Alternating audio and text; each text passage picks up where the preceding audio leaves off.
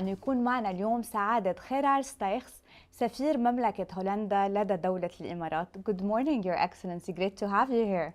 Good morning, Hala, and thank you very much for this opportunity to talk to people here in Dubai and the UAE.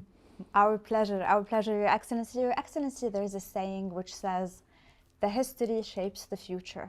The decisions we take in the past, the actions, the lessons we learned shape where we are now. How does your past, or how did your past shape your future and brought you where you are now? Of course, it's always a line that you can only discern when you look back. It's I think the founder of Apple, Steve Jobs, who once said in a commencement address, only looking back you connect the dots. Yes. So only looking back you see that it was logically leading to where you are now today. I set out to study history a long time ago. And my intention was to be the best investigative journalist in the world, so wanting to get into your profession actually. And then when I got out of university, there were two job opportunities. One was in journalism and one was in the foreign service. And I thought, okay, I want to be a journalist, so I reacted to that one. And I thought, well, I was curious about how they recruit diplomats. So I thought, okay, I can write a story about that. My experience as a candidate diplomat. So I applied for that as well. And to be honest, I got rejected for both jobs. It was a very tight labor market. I'm a very stubborn person. So I went back to Foreign Affairs at least, and I said, why did you reject me? And he said, well, you sounded too scientific in your recruitment letter, in your application. I said, well, what did you not understand? I said, this and this. I said, okay, I explained it. Okay. Then you can come for a conversation after all. So, okay, I got my in. With the other one, they didn't find somebody from the first 400 letters, so they came to the second 400, and they invited me also. And in the end, I got the job in journalism, and I started out as a journalist, while I was still in the procedure for diplomat. Bit to my surprise, because I was a rather left-wing student, bit to my surprise, this conservative profession of diplomacy also hired me in the end, and they said, you're in. I said, okay, I have to think about that because I already have a job. So you had both of them at the same time? I had two jobs to choose from at that point. And then I decided, okay, I can try one time to be a diplomat and see how it is. If I don't like it, I can go back to journalism and write about my experience and make a story. And you could put on the side the journalism standby? Okay. Exactly. So I went for and I said, as long as it's fun, I will do this. And to be honest, it's been fun since then, until now. So I never had. How many years in total? This was 1985. And when did you actually start as an ambassador to the UAE? I started 2023. I came in your hottest month almost in July. So amazing. Congratulations and welcome to the new assignment. Your Excellency, when we talk about the Netherlands, for example, I'm a person who is not from the Netherlands. The moment I think of the country, the things which come to my mind is innovation, is inclusion, diversity, open-minded. You really welcome everyone.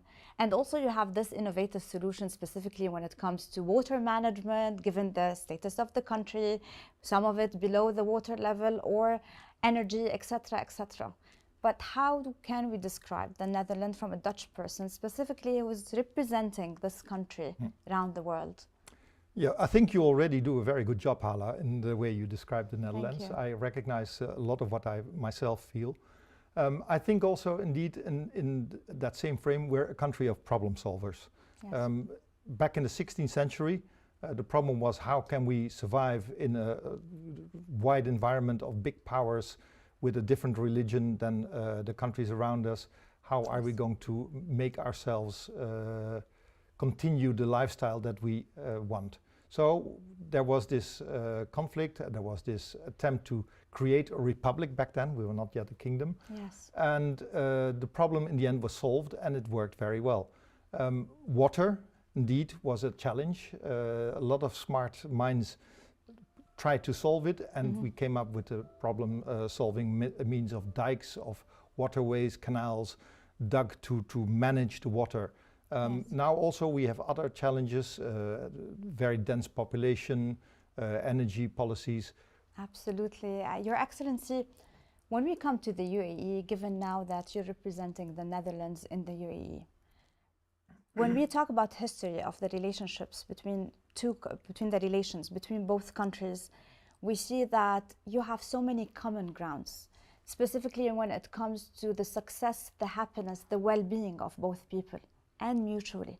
Also when it comes to innovation, and as we mentioned, resilience, inclusion, diversity. How do you see mainly, like, where are the focus points between both countries? Is it the collaboration when it comes to trading? Is it diplomacy? Is it energy? Is it people? Is it all of the above? I would say, of course, being a diplomat, all of the above. But I made a sort of connection between our both countries' histories in my King's Day speech. And I recalled that the Netherlands was originally 7 provinces that joined together to create a country that was based on tolerance, on the right to sort of define your own policies, to hold your head up, even when big powers around you may want you to do something else. And there I see really the big connection with the UAE. UAE is also 7 emirates, and also the willingness and the readiness to stand up and be your own country. Even if you have big neighbors, if you have challenges, you want to draw your own course, you want to make your own fate.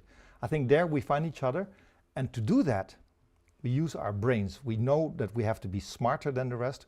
We know we have to excel at prosperity, being there for our people. The economy has to make sense, the connections, the ports, everything has to work together to convey this message. We are who we are, and we are independent, and we are going to be the place where everybody can meet, where everybody can be themselves. I think that's a bit the connection I see. And to convey this message, Your Excellency, what are the actions on the ground? Are there certain projects which reflect the messaging between both countries? Absolutely. Of course, we find each other when it comes to logistics and maritime trade and ports. Our ports of Rotterdam and Khalifa here and other ports, they work together actively. Also devising ways to, for example, generate the export of hydrogen. Yes. But other things where we think that we can find each other and develop solutions together is water. Yes. We have a lot of water, you have very little water, but we can indeed work together on how do you manage whatever situation you confront when it comes to water. So there we find each other. Energy policy I already mentioned. Yes. But also we are looking for areas like sustainable finance, yes. Where we are going to hopefully bring... And inclusion as inclusion, well. Exactly. And there we really have very interesting initiatives. A very recent development, last year we concluded 2 agreements for that, 2 legal agreements with the United Arab Emirates, fighting international crime. Border crossing crime. Yeah, terrorist financing, yeah. It's terrorist financing, but also the way that we deal with criminals in yes. both our constituencies that we really want to see tried at home. We have excellent cooperation there. We have treaties in place and we fight international crime together. So that's also a very important area. And that's very important because international crimes, and I think these days with the cyber platforms, the crime is now extraterritorial. So one country cannot fight it on its exactly. own. It needs this collaboration, which exactly. is indeed a very actually interesting collaboration. Yeah. We exchange information, and that enables us to deal with the criminals that we have in our respective territories. And Your Excellency, what about food security? This is indeed a very central item of our cooperation. The Netherlands is, as you may know, one of the most advanced agricultural producers. We also have a lot of technology in that field, and we are working together with the United Arab Emirates to produce better food security, better food production right here. It's very exciting. Impressive, impressive. And Your Excellency, to wrap up our conversation, any upcoming projects on your way? Or a continuation of the wonderful projects you mentioned?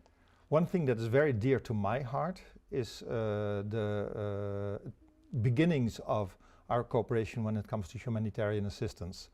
The UAE is a very generous donor for those around the world who are in need, who are finding themselves victims of human or non-human made disasters. Yes. We are also a very big donor, And we are now working on how we can work together to be more effective for those who really, really need every cent that we can manage in Gaza, but also in other parts of the world where disaster has struck. I'm very excited about that. The other exciting project has to do a little bit with that. That's water, but water in the context of security and safety and conflict. We can also work there, I think, together and try to analyze and find solutions. How can we prevent that scarcity of water? Amazing. Wishing you and all the people of the Netherlands the best of luck and full success in all your projects. Your Excellency Gerard Steeghs, thank you so much for being with us today. Thank you, Hala, for this opportunity. Thank you.